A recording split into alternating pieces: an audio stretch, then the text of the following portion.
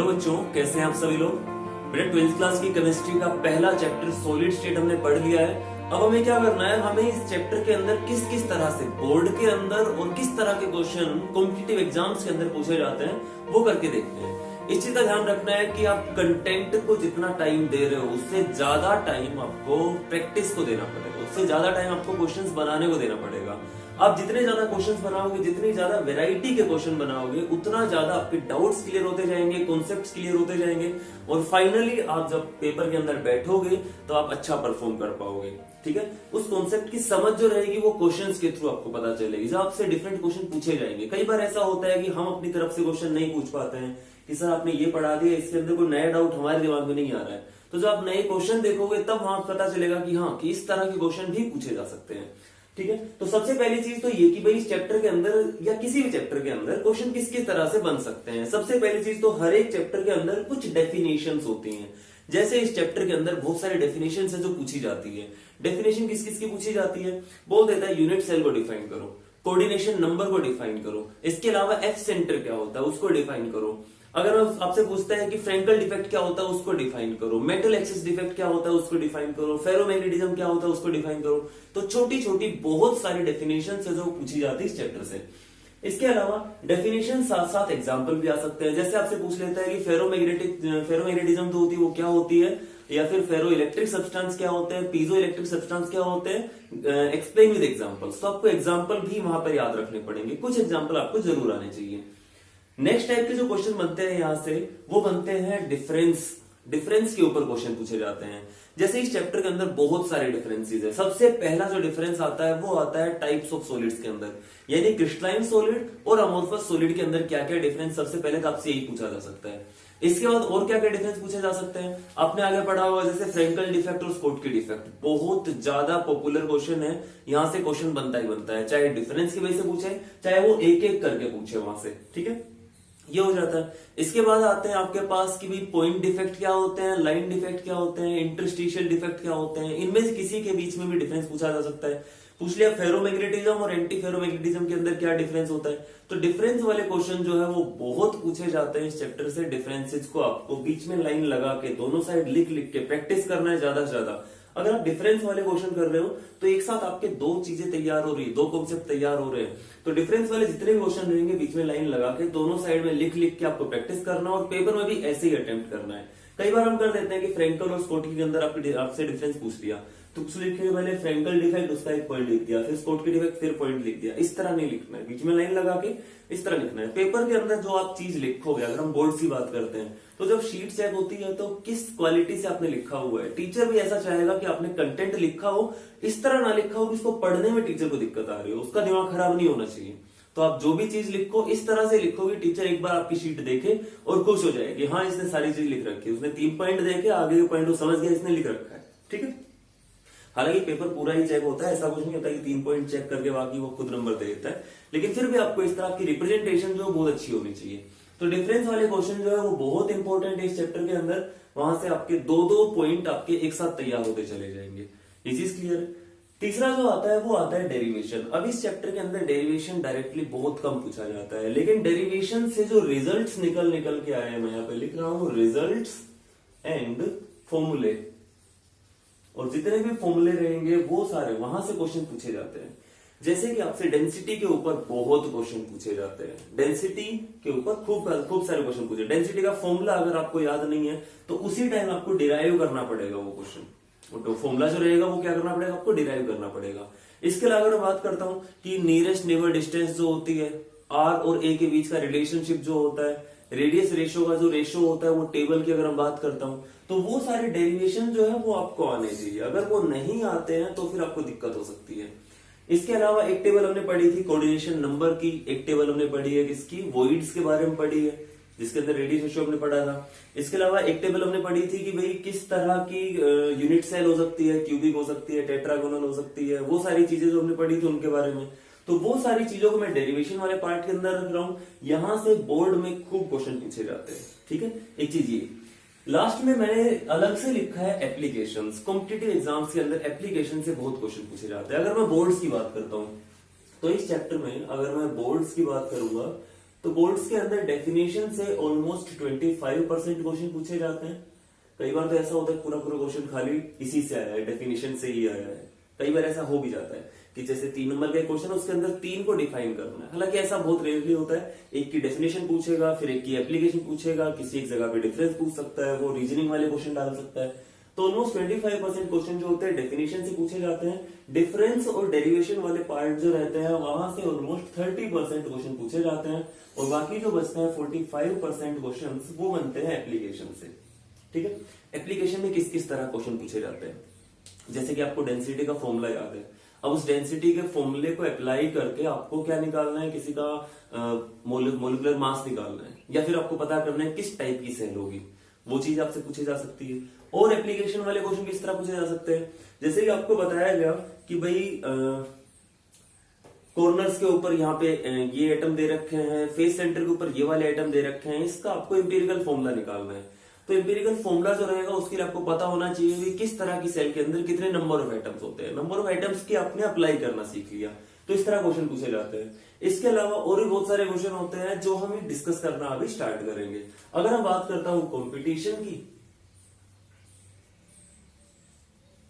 तो मैं क्या करता हूं कि जो एप्लीकेशन वाला पार्ट है उसको सब ज्यादा वेटेज देता हूं। 65% जो मार्क्स रहते हैं वो यहां से पूछे जाते हैं एप्लीकेशन वाले पार्ट से।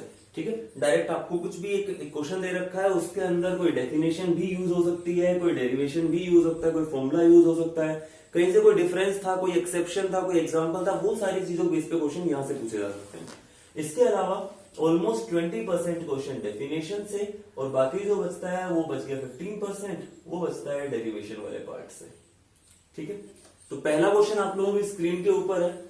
मैं जो भी क्वेश्चन आप लोगों को देने वाला हूं कोशिश करूंगा कि उससे रिलेटेड जितने भी कॉन्सेप्ट रहेंगे, जितनी भी चीजें रहेंगी, मैं आपको वहां पे साथ साथ बताता चलूं, सो दैट आपका एक रिवीजन भी साथ साथ होता चले, और क्वेश्चन किस तरह से करना है वो आपको पता चल जाए। जब भी आप क्वेश्चन बनाओ, उस क्वेश्चन से रिलेटेड हर एक कॉन्सेप्ट आपको पता होना चाहिए, उस क्वेश्चन के अंदर कोई डाउट नहीं होना चाहिए। ये नहीं होना चाहिए ठीक है इस क्वेश्चन को मैं याद कर लेता हूँ, क्वेश्चन याद नहीं करने हैं, कॉन्सेप्ट याद करने हैं, क्वेश्चन नए मिलेंगे उसके बाद आपको। ठीक है, तो पहला क्वेश्चन आपसे पूछा हुआ है कि भाई सिंपल क्यूबिक के अंदर वॉइड फ्रैक्शन कितना होगा। तो हम याद करते हैं वॉइड फ्रैक्शन का मतलब क्या है। फ्रैक्शन जो था हमने पढ़ा था पैकिंग फ्रैक्शन के अंदर, कि जितना हिस्सा उसका क्या रहता था, क्लोजली पैक्ड रहता था, उसको हम बोलते थे पैकिंग फ्रैक्शन, उससे परसेंटेज निकालते थे पैकिंग एफिशिएंसी। उसी को याद करते हैं, तो यहां मैं लिखता हूं पैकिंग एफिशिएंसी। पैकिंग एफिशिएंसी तो याद होगी सभी को परसेंटेज में। सिंपल क्यूबिक की पैकिंग एफिशिएंसी कितनी होती है भाई, सिंपल क्यूबिक की पैकिंग एफिशिएंसी होती है 52%। इसके बाद बॉडी सेंटर्ड की पैकिंग एफिशिएंसी कितनी होती है, बॉडी सेंटर्ड क्यूबिक की पैकिंग एफिशिएंसी होती है 68%। फेस सेंटर्ड क्यूबिक की कितनी होती है पैकिंग एफिशिएंसी, तो इसकी रहती है 74%, मैक्सिमम रहती है। और एचसीपी की अगर आपसे पूछ ली जाए तो एचसीपी की पैकिंग फ्रीक्वेंसी फ्रैक्शन कितना रहता है, एफिशिएंसी कितनी रहती है, वो भी 74% रहती है। अगर आपको परसेंटेज एफिशिएंसी याद है, इतना याद आपको रखना ही रखना है, तो यहीं से बस इतना याद कर लेना, इससे आगे हम अपने आप बना लेंगे। पैकिंग फ्रैक्शन पूछा हुआ है, तो फ्रैक्शन तो 1 में से होता है, एफिशिएंसी से परसेंटेज निकाल रहे हैं, वो कहां से होती है, वो 100 में से होती है। यहां से आपको परसेंटेज हटानी है और डेसिमल लगानी है। 0.52 इसका फ्रैक्शन हो जाएगा पैकिंग फ्रैक्शन, 0.68 इसका 0.74, और ये भी 0.74। पैकिंग फ्रैक्शन का मतलब है कि कितना हिस्सा उसका क्लोजली पैक्ड है, तो खाली हिस्सा कितना होगा, 1 में से माइनस कर लेंगे। तो यहां से मैं लिख लेता हूं वॉइड फ्रैक्शन कितना हो जाएगा, ये हो जाएगा 0.48, 0.32, 0.26, 0.26। तो हमसे क्वेश्चन पूछा हुआ है सिंपल क्यूबिक का, तो सिंपल क्यूबिक का वॉइड फ्रैक्शन कितना हो जाएगा, 0.48 हो जाएगा। आंसर कौन सा हो जाएगा इसका, आंसर हो जाएगा इसका ए। ठीक है, ओके। नेक्स्ट क्वेश्चन आप लोगों की स्क्रीन के ऊपर है। इस क्वेश्चन में आपको बोला हुआ है कि एल्यूमिनियम जो है उसने क्यूबिक यूनिट सेल बनाई हुई है, किस तरह क्यूबिक यूनिट सेल बनाई हुई है वो नहीं दिया हुआ है, वो पूछा हुआ है। इसके बाद ये बोल रहा है कि इसका मोलर मास गिवन है, डेंसिटी गिवन है, और एज लेंथ जो है वो गिवन है। आपको बताना है किस टाइप की यूनिट सेल है। जब डेंसिटी क्वेश्चन आ गया तो डेंसिटी का फॉर्मूला सबसे पहले याद कर लेना। क्या होता है डेंसिटी का फॉर्मूला, डेंसिटी जो होती है उसका फॉर्मूला होता है मास अपॉन वॉल्यूम। मास क्या होता है, मास होता है Z into M upon N A. ये है एटम्स का मास। ये तो कितने एटम्स है, 1 है, 2 है, 3 है, 4 है, वो चीज उससे पता चलेगी। इसके अलावा एम जो मोलर मास है, और नीचे एन ए क्या है, एन ए है नंबर ऑफ मॉलिक्यूल्स। ठीक है, इसके अलावा नीचे आएगा ए क्यूब, ये तो हो गया मास अपॉन वॉल्यूम, वॉल्यूम क्या हो जाएगी ए क्यूब। इस फॉर्मूले को यूज करके आपको सोल्व करना है। तो इस क्वेश्चन के अंदर डेंसिटी आपको गिवन है, मास गिवन है 27 है, नंबर ऑफ ये वगैरह नंबर होता है इसकी वैल्यू आपको गिवन होगी, पता होगी कितनी होती है 6.022 10 to power 23, और उसके बाद दिया हुआ है एज लेंथ भी गिवन है। पता क्या करना है, जेड की वैल्यू पता करनी है, ठीक है। इन चार ऑप्शंस के अंदर से आपको छाड़ना है कौन सा वाला क्वेश्चन होगा, कौन सा वाला आंसर सही होगा। कर सकते हो इस क्वेश्चन को, हो जाएगा। तो z की वैल्यू अगर 1 आती है तो इसका मतलब किस तरह की यूनिट सेल होगी, इसका मतलब कैसी होगी, सिंपल क्यूबिक होगी। अगर z की वैल्यू 2 आती है तो, अगर z की वैल्यू 2 आती है तो इसका मतलब बीसीसी टाइप की सेल होगी। और z की वैल्यू अगर आती है 4 तो इसका मतलब क्या होगा, इसका मतलब वो एफसीसी यूनिट सेल होगी। अब कुछ लोग बोल सकते हैं क्या सर एचसीपी भी बोल सकते हैं इसको, एचसीपी के अंदर कितने होते हैं। तो आपको ध्यान रखना है कि एचसीपी जो होती है भाई उसके अंदर आपको ध्यान रखना है वो एक क्यूबिक यूनिट सेल नहीं होती है, उसका तो स्ट्रक्चर ही अलग है, हेक्सागोनल है। इसका मतलब उसका स्ट्रक्चर अलग है तो उसका आंसर यहाँ पे नहीं हो सकता है, ठीक है। क्योंकि क्वेश्चन बोला हुआ है कि वो एक क्यूबिक यूनिट सेल बना रहा है, ठीक है, पता चल जाएगा इनमें से। अगला क्वेश्चन आप लोगों की स्क्रीन के ऊपर है। इस क्वेश्चन के अंदर देखो आपको बोला हुआ है कोई आयनिक सॉलिड है एमएक्स, एम उसका कैटायन हो गया और एक्स हो गया वो उसका एनायन हो गया। इस mx जो है इसका स्ट्रक्चर किस तरह का है, एफसीसी टाइप स्ट्रक्चर बना रखा है, ऑक्टाहेड्रल इसके अंदर वॉइड्स बोली गई है। अब आपसे पूछा हुआ है कि बताओ इसके अंदर अगर एनायन की रेडियस इतनी है तो कैटायन की रेडियस कितनी होगी, वो चीज आपको बतानी है। कैसे बताएंगे, तो इसके लिए आपको याद करना होगा रेडियस रेशियो। रेडियस रेशियो क्या क्या होता है, एक बार हटा रहा हूं इसको सारे को मैं। देखो अगर मैं बात करता हूं कि भाई रेडियस रेशियो 0.155 से लेकर 0.225 के बीच में रहता है, तो वहां पर कोऑर्डिनेशन नंबर कितना रहता है, वहां पर कोऑर्डिनेशन नंबर रहता है 3, ठीक है। और टाइप जो रहती है, जो वॉइड बनती है वो किस तरह की रहती है, वो रहती है ट्रायंगुलर वॉइड। किस तरह की वॉइड्स रहती है, ट्रायंगुलर वॉइड्स रहती है। अगर कोऑर्डिनेशन नंबर 4 रहता है तो रेडियस रेशियो रहता है 0.225 से लेकर 0.414, और जो वॉइड रहती है वो रहती है टेट्राहेड्रल वॉइड्स। जब कोऑर्डिनेशन नंबर 6 रहता है तो रेडियस रेशियो रहता है 0.414 से लेकर 0.732, ठीक है। और जो वॉइड रहती है वो रहती है ऑक्टाहेड्रल वॉइड्स, ठीक है। लास्ट भी बताया तो आपको 8 जब कोऑर्डिनेशन नंबर रहता है तो वॉइड रहती है वहां पर बॉडी सेंटर, बॉडी सेंटर खुद एक वॉइड की तरह वहां पर काम करता है, और जो रेडियस रेशियो रहता है वो रहता है 0.73221, ठीक है।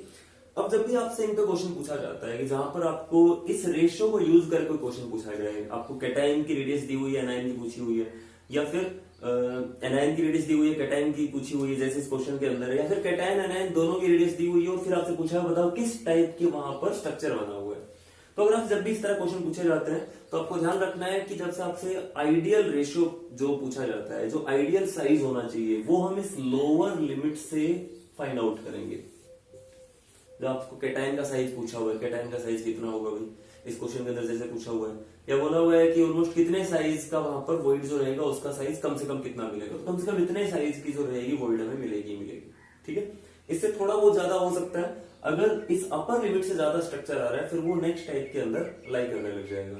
फॉर एग्जाम्पल इसी क्वेश्चन की अगर मैं बात कर लेता हूँ, इसको हटा रहा हूं मैं। इस क्वेश्चन के अंदर आपको कैटायन की रेडियस पूछी हुई है, तो मैं इस तरह से लिख लेता हूँ R positive upon R negative. Octahedral void दी हुई है तो यहाँ पर ऑक्टाहेड्रल का लोअर रेशियो क्या आ जाएगा, ये नंबर्स आपको याद रखने हैं 0.155, 0.225, 0.414 और 0.732, ये नंबर्स याद रखने हैं आपको। इन्हीं से रेशियो बना सकते हैं बाद में आप। तो मैं बोल रहा हूं अगर आपके पास क्वेश्चन नंबर 3 वाले अगर ट्रायंगुलर वॉइड वाला क्वेश्चन आता है तो आप इसको यहाँ पे रखते, इस रेशियो को यहाँ पे रखते, इसको मैं यहाँ पे लिखता हूँ रेडियस रेशियो, रेडियस रेशियो, ठीक है। तो अभी मेरे पास दिए हुए ऑक्टाहेड्रल वॉइड, तो इसका मतलब ये हुआ कि मेरे को ये वाला रेशियो यूज करना है। तो R positive upon R negative, cation की रेडियस अपॉन एनायन की रेडियस जो है उसको मैं कितना लेके चलूंगा, 0.414 लेके चलूंगा। तो यहाँ से R पॉजिटिव कितना हो जाएगा, R पॉजिटिव हो जाएगा R नेगेटिव इंटू 0.414। बन सकते हैं इस तरह क्वेश्चन, कर लो इस तरह का कोई और क्वेश्चन आ जाता तो आपको ध्यान रखना है कि जो आपसे आइडियल साइज पूछा जाता है कैटायन का, या फिर कम से कम कितने साइज कैटायन वहां पे हो सकता है, तो आपको ये लोअर रेशियो जो रहेगा वो यूज करना है, ठीक है। ये क्वेश्चन हो जाता है। इसके बाद नेक्स्ट क्वेश्चन आपकी स्क्रीन पे डाल रहा हूं मैं। तो अगला क्वेश्चन जो है वो गोल्ड के बारे में पूछा हुआ है कि गोल्ड जो है वो एफसीसी स्ट्रक्चर बना रहा है। मेटेलिक गोल्ड जो होता है एफसीसी स्ट्रक्चर बनाता है, और बोला हुआ है कि अगर 2 ग्राम गोल्ड आपको टोटल दिया हुआ है, उसने एफसीसी टाइप स्ट्रक्चर बनाया हुआ है, और उसका एटॉमिक मास जो है वो दिया हुआ है 197 एमयू एटॉमिक मास दिया हुआ है। मोलर मास क्या हो जाएगा 197 ग्राम पर मोल। तो आपसे पूछा हुआ है कि बताओ इसके अंदर, इस 2 ग्राम के गोल्ड के क्रिस्टल के अंदर कितनी यूनिट सेल होंगे, approximate number of unit cell आपको बतानी है कितनी होंगी। कैसे करेंगे हम इस क्वेश्चन को? Sir number of unit cell के लिए तो कोई भी फॉर्मूला नहीं है, तो यहाँ ये क्वेश्चन प्योर एप्लीकेशन से है। ये क्वेश्चन जो है पूरा का पूरा कॉन्सेप्ट आपके चेक कर रहा है। देखो इस क्वेश्चन के अंदर क्या पूछा हुआ है कि भाई ये 2 ग्राम, इतना ज्यादा खैर नहीं होता है लेकिन मैं बोल देता हूं कि ये 2 ग्राम गोल्ड का पीस है, और इसके अंदर बोला हुआ है कि गोल्ड जो है वो किस तरह से है, वो एफसीसी यूनिट सेल बना रहा है। कौन सी यूनिट सेल बना रहा है? एफसीसी यूनिट सेल बना रहा है। इसके अंदर कितनी कितनी यूनिट सेल्स होंगी वो आपसे पूछी हुई है। ये बहुत छोटी छोटी इसके अंदर यूनिट सेल्स है, ठीक है। आपसे पूछा हुआ है कितनी यूनिट सेल्स है। अगर मैं इस 2 ग्राम से पता कर लूं कि कितने नंबर ऑफ एटम्स है मेरे पास, कितने नंबर ऑफ एटम्स है, तो मेरे को पता है कि 4 अगर एटम होंगे गोल्ड के, तब जाके मेरे पास क्या बनेगी, एक एफसीसी यूनिट सेल बनेगी। एक एफसीसी क्या बनेगी? यूनिट सेल बनेगी। एक एटम से कितनी बनेगी? कम बनेगी, 1/4 ऑफ एफसीसी यूनिट सेल बनेगी। जो नंबर ऑफ एटम आपके पास आए, यहां पे आपको नंबर ऑफ एटम्स कैलकुलेट कर लेने हैं और उनसे फाइंड आउट कर लेना कि कितने नंबर ऑफ यूनिट सेल आपके पास बनने वाली है। कर सकते हैं कि नहीं कर सकते हैं? समझ में आया कि नहीं आया? मैं बोल रहा हूं कि 2 ग्राम गोल्ड दिया हुआ है और पूछा हुआ है कि अगर ये एफसीसी क्रिस्टल बना रहा है, एफसीसी की फॉर्म में क्रिस्टलाइज हो रहा है, तो इसके अंदर कितनी यूनिट सेल्स बनेंगी। ऑप्शन आपको दे रखे हैं सर, इसके अंदर डेंसिटी भी नहीं है, इसके अंदर आपको कुछ भी नहीं बता रखा, ठीक है। और इस तरह क्वेश्चन के लिए कोई फॉर्मूला भी नहीं है, तो हमें किस तरह पता चलेगा नंबर ऑफ यूनिट सेल, कैसे फाइंड आउट करेंगे। तो हमें ये पता है कि 4 एटम से 1 यूनिट सेल बनती है, तो जितने इसके अंदर एटम होंगे उनसे कितनी यूनिट सेल बनेगी उससे कैलकुलेट कर लेंगे। और कितने इसके अंदर एटम वो कहां से पता चलेगा? इसने बोला है 2 ग्राम एटम है, मोलर मास का दिया हुआ है, कैसे कैलकुलेट करेंगे? तो इसको कैलकुलेट करने के लिए हम क्या करते हैं, जो हमारा मोल कॉन्सेप्ट होता है उसको यूज करते हैं। मोल कॉन्सेप्ट के अकॉर्डिंग अगर आपको मास दे रखा है तो उस मास को मोलर मास से डिवाइड कर दो, क्या बन जाएंगे? नंबर ऑफ मोल्स बन जाएंगे। अगर आपको गिवन मास दिया हुआ है, गिवन मास ग्राम्स में, उसको आप मोलर मास से डिवाइड कर दो। मोलर मास से डिवाइड कर दो जो होता है ग्राम पर मोल में, तो कुछ कैंसिल आउट होगी, क्या बचेगा? ग्राम से ग्राम कैंसिल, मोल बच जाएगा, नंबर ऑफ मोल्स बच जाएंगे।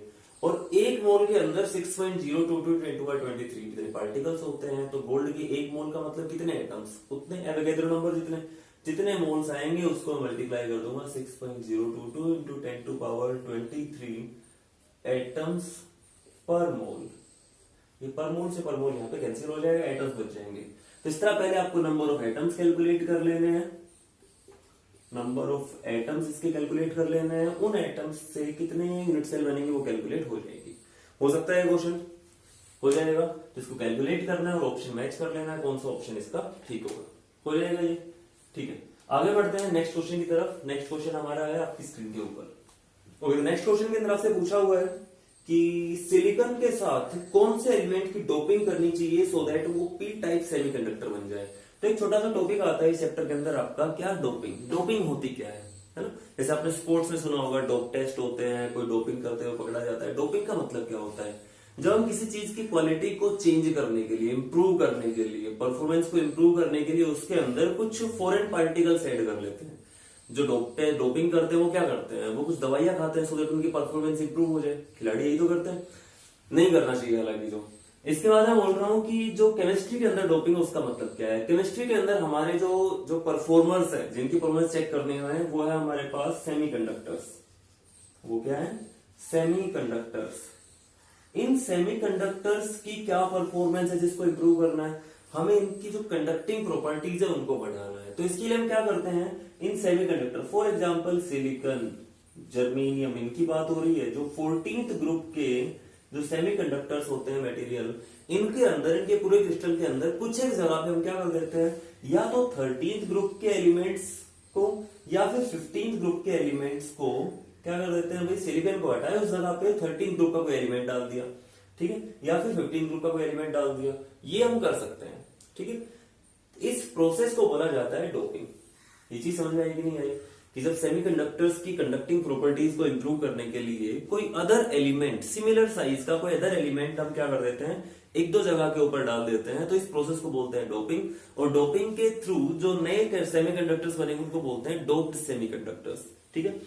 अब 13th ग्रुप जो रहता है और 15th ग्रुप जो रहता है, इनमें अगर मैं बात करता हूं तो यहां पर 4 वैलेंस इलेक्ट्रॉन्स रहते हैं, यहां पर 3 वैलेंस इलेक्ट्रॉन्स रहते हैं और इनके पास रहते हैं 5 वैलेंस इलेक्ट्रॉन्स, ठीक है। तो मैं बोलता हूं कि ये जो है 13th ग्रुप वाले, ये इलेक्ट्रॉन डेफिशिएंट है, ये इलेक्ट्रॉन डेफिशिएंट हो गए। पूरा पूरा क्रिस्टल अगर हम सिलिकॉन का बनाता हूं तो सिलिकॉन के हर एक क्रिस्टल के अंदर क्या रहते हैं भाई, हर एक के पास 4-4 ये वैलेंस इलेक्ट्रॉन्स थे, हर एक के पास 4-4 वैलेंस इलेक्ट्रॉन थे। अगर किसी एक जगह पर मैंने एल्यूमिनियम डाल दिया, अगर किसी एक जगह पे एल्यूमिनियम मैंने यहाँ पे रख दिया, तो एल्यूमिनियम पास तो 3 वैलेंस इलेक्ट्रॉन है। किसी एक साइड में तो ये जो बॉन्ड हम बना रहे थे वो बॉन्ड बनता दिखेगा, इस साइड में बॉन्ड जो रहेगा वो खाली रहेगा, ये नहीं बन पाएगा, तो यहाँ पर इलेक्ट्रॉन्स कम हो जाएंगे। दूसरी तरफ अगर मैं 15 ग्रुप का कोई एलिमेंट यहाँ पे अगर मैं फिल कर देता हूँ, फॉर एग्जांपल अगर फोस्फोरस यहाँ पे डालता हूँ, तो फोस्फोरस के पास कितने कितने इलेक्ट्रॉन होते हैं, फोस्फोरस के पास 5 वैलेंस इलेक्ट्रॉन होते हैं। एक साइड में ये एक साइड में क्या रहेगा, ये एक्स्ट्रा वैलेंस इलेक्ट्रॉन रहेगा। तो किस साइड में नेगेटिव चार्ज आ रहा है, किस साइड में पॉजिटिव चार्ज आ रहा है, इस चार्ज के बेस में हम बोलते हैं एन टाइप और पी टाइप सेमीकंडक्टर्स। जब 13 ग्रुप का कोई एलिमेंट आप डोप करोगे तो उसके अंदर क्या रहता है, पॉजिटिव चार्ज आ जाता है, एक इलेक्ट्रॉन कम हो गया, तो इनको हम बोलते हैं P type semiconductors, P type semiconductors. यानी जब 14 ग्रुप के एलिमेंट के साथ एक 13 ग्रुप का एलिमेंट डोप कर दिया जाता है, तो जो नया रिजल्टिंग सेमीकंडक्टर निकल के आता है उसको बोलते हैं पी टाइप सेमीकंडक्टर। इसी तरह से अगर आप 15 ग्रुप के किसी एलिमेंट को क्या कर दोगे, डोप कर दोगे with 14 group element, then the resulting semiconductor will be known as N type semiconductor. इसको क्या बोलेंगे, एन टाइप सेमीकंडक्टर। ऐसा क्यों होता है, क्योंकि ओवरऑल एक नेगेटिव चार्ज, एक एक्स्ट्रा इलेक्ट्रॉन है, that will result in extra negative charge, इसको बोलते हैं एन टाइप सेमीकंडक्टर। अब इस क्वेश्चन को दोबारा देखो एक बार, इस क्वेश्चन के अंदर क्या पूछा हुआ है, इस क्वेश्चन पूछा हुआ है कि आपको 4 ऑप्शन दिए हैं, इनमें से कौन से एलिमेंट की डोपिंग कराई जाए सिलिकॉन के साथ सो दैट एक पी टाइप सेमीकंडक्टर बने। पी टाइप मतलब पॉजिटिव चार्ज लेके आना है। तो ऑप्शन दिया हुआ आपके पास जर्मेनियम, आर्सेनिक, सिलेनियम और बोरोन, इनमें से कौन सा आना चाहिए। जर्मेनियम जो है वो तो भाई 14 ग्रुप का ही है, इसकी तो डोपिंग नहीं हो सकती, इससे कोई फर्क ही नहीं पड़ेगा। इसके बाद आर्सेनिक जो है वो कौन से ग्रुप का आता है, आर्सेनिक आता है 15 ग्रुप में। इसके बाद सिलेनियम जो है वो कौन से ग्रुप के अंदर आता है, वो कौन से ग्रुप में आता है, 16 ग्रुप के अंदर आता है, उसकी भी कोई बात नहीं है। और चौथा ऑप्शन आपका है बोरोन, तो बोरोन जो रहेगा उसकी हम डोपिंग करा सकते हैं so that P type semiconductor बन जाए। ये क्लियर होगा ये क्वेश्चन। तो एन टाइप और पी टाइप सेमीकंडक्टर क्या होता है, कैसे बनाया जाता है, ये चीज आपको क्लियर हो जानी चाहिए। इनके बेस पे अगर कोई भी क्वेश्चन आता है तो वो आपसे हो जाना चाहिए। नेक्स्ट क्वेश्चन आपकी स्क्रीन पर डाल रहा हूं मैं, देखो इसको। ओके, नेक्स्ट क्वेश्चन के अंदर आपसे पूछा हुआ है कि भाई अगर ए का पैकिंग फ्रैक्शन ज्यादा है और बी का पैकिंग फ्रैक्शन कम है तो गिवन ऑप्शंस में से कौन सा ऑप्शन ठीक होगा। तो यहां से आपको ध्यान रखना है कि जिसका पैकिंग फ्रैक्शन ज्यादा होगा उसके अंदर चीजें ज्यादा क्लोजली पैक्ड होंगी, जितनी ज्यादा क्लोजली पैक्ड होंगी उसकी स्टेबिलिटी उतनी कम होती चली जाएगी, ये चीज याद रह जाएगी। तो इसका मतलब ये होगा कि ए अगर ज्यादा पैक्ड है, इसका मतलब क्या होगा, ए की जो स्टेबिलिटी रहेगी वो कम रहेगी, बी की स्टेबिलिटी क्या रहेगी, ज्यादा रहेगी। हो जाएगा क्लियर। नेक्स्ट क्वेश्चन आपकी स्क्रीन पे डाल रहा हूं मैं। इस क्वेश्चन के अंदर बोला हुआ है कि आपके सामने एक एफसीसी लैटिस दिया हुआ है, कैटायन की रेडियस दी हुई है, एनायन की रेडियस पूछी हुई है, किस तरह निकालेंगे, एज लेंथ गिवन है। तो इसको ए और आर के रिलेशन से निकाला जाएगा बेसिकली। अगर मैं बात करता हूं कि भाई जो फेस सेंटर क्यूबिक स्ट्रक्चर होते हैं उनके अंदर किस तरह से आपस में क्लोज पैकिंग होती है, हम बोलते हैं कि कॉर्नर्स के ऊपर कुछ एटम्स रहते हैं, बीच में यहाँ पे ये फेस सेंटर रहता है और उसके चारों तरफ इस तरह से एटम लगे हुए होते हैं। ये जो साइड रहती है इसको मैं बोल रहा हूं ए, ये तो आपकी ए होगी, और जो नियरेस्ट नेबरिंग डिस्टेंस थी उसके लिए हम इस डिस्टेंस को लेके चलते थे। ये जो फेस डायग्राम होता था इसको लेके चलते थे। अगर ये ट्रायंगल, ये जो हमारे पास जो ट्रायंगल बन रही है इसका नाम मैं PQR ले लेता हूँ, ABC आप लेके चल सकते हो। तो इसके अंदर पाइथागोरस थ्योरम से ऑप्शन को हटा रहा हूं मैं। PR square is equal to PQ square plus QR square, ये होगा। तो इसका मतलब ये होगा PR स्क्वायर जो रहेगा वो कितना आता है, PR square is equal to A square plus A square हो जाएगा ये 2A स्क्वायर। अगर आपको डायरेक्टली याद है तो इस तरह आप लिख सकते हो, PR की वैल्यू जो आती है वो आती है √2A, और PR जो था वो 4R हम लेके चलते थे। R क्या होती थी, ये डिस्टेंस होती थी। लेकिन इस केस में हमारा कैटायन एनायन दिए हुए हैं, तो इसका मतलब ये हुआ कि इनमें से इन कॉर्नर्स के ऊपर अगर एनायन है तो बीच में क्या रहेंगे, कैटायन रहेंगे। तो इसको मैं पॉजिटिव लिख देता हूं, इसको मैं नेगेटिव लिख देता हूं। और इस तरह हम लिख सकते हैं PR की जगह पे 2 into R negative plus 2 into R positive is equal to √2A।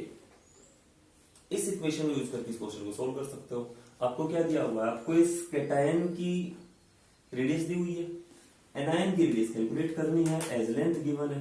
तो इस नियरेस्ट नेबरिंग रिलेशन वाले से, नियरेस्ट नेबरिंग डिस्टेंस के रिलेशन से हम इस क्वेश्चन को सोल्व कर सकते हैं। हो जाएगा ये क्वेश्चन। इस क्वेश्चन को सोल्व करना है और इसका चेक करना है कि कौन सा आंसर इसका ठीक होता है। इस क्वेश्चन को सोल्व जरूर करना है। अगला क्वेश्चन आपकी स्क्रीन के ऊपर, इसके अंदर बोला हुआ है फेस सेंटर्ड क्यूबिक लैटिस है। इसके अंदर एटम A जो है वो कॉर्नर्स के ऊपर है, B जो है वो फेस सेंटर्स के ऊपर है, और फिर बोल रहे हैं B जो है वो एक फेस सेंटर से गायब है। B is missing from one of the face center. Then what is the formula of the compound? इस कंपाउंड का फॉर्मूला क्या होगा?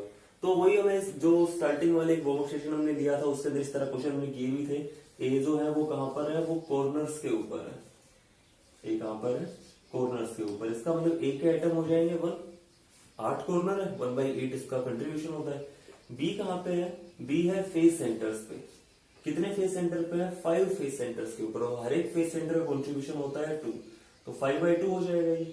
तो अगर हम फॉर्मूला बनाते तो वो आता है A1 B 5/2, और इस तरह से कोई फॉर्मूला नहीं बन सकता। होल नंबर्स के अंदर रेशियो लेके चलना होता है। तो इस सारे को मैं 2 से मल्टीप्लाई करता हूँ, इस सारे को 2 से मल्टीप्लाई करता हूँ, और यहां से जो फॉर्मूला बनता है वो बन जाएगा A2 B5। ठीक है, इस तरह कर सकते हैं इस क्वेश्चन को। तो इसका आंसर क्या हो जाएगा, इसका आंसर हो जाएगा डी ऑप्शन इसका करेक्ट आंसर हो जाएगा। ठीक है, ओके। तो नेक्स्ट क्वेश्चन, जो लास्ट क्वेश्चन रहेगा इस सेशन का, वो आपकी स्क्रीन के ऊपर है। इसमें डिफ्रैक्शन के ऊपर एक क्वेश्चन पूछा हुआ है। डिफ्रैक्शन के ऊपर जब भी क्वेश्चन पूछा जाता है तो वहां पर आपको ब्रैग्स लॉ याद रखना है। कौन सी इक्वेशन याद रखनी है, ब्रैग्स लॉ या ब्रैग्स इक्वेशन। इस इक्वेशन के अंदर क्या होता है, इस इक्वेशन के अंदर होता है m lambda is equal to 2d sin theta. ये इक्वेशन हम यूज करते हैं इंग्स के अंदर या नीट के अंदर। ये क्वेश्चन बहुत बार पूछा जाता है इस इक्वेशन बेस पे। क्या क्या टर्म्स यूज कर रहे हैं, n जो होता है, n होता है ऑर्डर ऑफ डिफ्रैक्शन। n क्या होता है, ऑर्डर ऑफ डिफ्रैक्शन। क्वेश्चन के अंदर से तो पूछा जाएगा कि what type of order of diffraction it is, या फिर आपको दिया होगा कि सेकंड ऑर्डर डिफ्रैक्शन है, फर्स्ट ऑर्डर डिफ्रैक्शन है। तो इस क्वेश्चन के अंदर आपको दिया हुआ है कि n की वैल्यू 2 है, सीधा लिखा हुआ है सेकंड ऑर्डर डिफ्रैक्शन है। इसके अलावा लैम्डा जो रहेगी वो रहेगी वेवलेंथ। लैम्डा क्या रहेगी भाई, वेवलेंथ रहेगी, और वो एंगस्ट्रॉम के अंदर आपको लेके चलनी है। इसके बाद d जो रहेगा वो क्या होता है, d रहती है डिफरेंस बिटवीन टू प्लेन्स। दो पैरेलल प्लेन्स में लेंगे, उनके बीच में डिफ्रैक्शन हो रहा है, तो d जो रहेगी वो रहेगी डिस्टेंस बिटवीन पैरेलल प्लेन्स। और यहाँ पे थीटा की वैल्यू जो रहेगी वो रहेगी एंगल ऑफ डिफ्रैक्शन। थीटा क्या रहेगा, एंगल ऑफ डिफ्रैक्शन। अब इस इक्वेशन को यूज करके आप इस क्वेश्चन को सोल्व कर सकते हैं। जो भी डिस्टेंसेस हम लेके चल रहे हैं वो एंगस्ट्रोम में लेके चलेंगे, आंसर जो आएगा वो भी एंगस्ट्रोम के अंदर आएगा। तो इस इक्वेशन को यूज करके आप सोल्व कर सकते हैं। क्वेश्चन में बोला हुआ है कि सेकंड ऑर्डर आपके पास डिफ्रैक्शन हो रहा है, n की वैल्यू 2 है। इसके बाद बोला हुआ है कि लैम्डा की वैल्यू 1 एंगस्ट्रोम है, तो लैम्डा की जगह 1 रखोगे डायरेक्ट सीधा। इसके बाद सेट ऑफ पैरेलल प्लेन दिए हुए हैं, इनकी डिस्टेंस पूछी हुई है, d पूछा हुआ है, एंगल दिया हुआ है 60 डिग्री। साइन 60 की वैल्यू आपको आनी चाहिए। साइन 60 की वैल्यू कितनी होती है, वो मैं यहाँ पे लिख देता हूँ, √3/2 होती है साइन 60 डिग्री। तो इस तरह से डिफरेंट क्वेश्चन पूछे जाते हैं चैप्टर के अंदर। इसके बाद हम अपना नेक्स्ट चैप्टर रहेगा सॉल्यूशंस, वो स्टार्ट करेंगे नेक्स्ट वीडियो के अंदर। तो सॉलिड स्टेट के अंदर आपको कोई भी डाउट रह जाता है तो वो आप हमें कमेंट्स के अंदर लिख सकते हैं।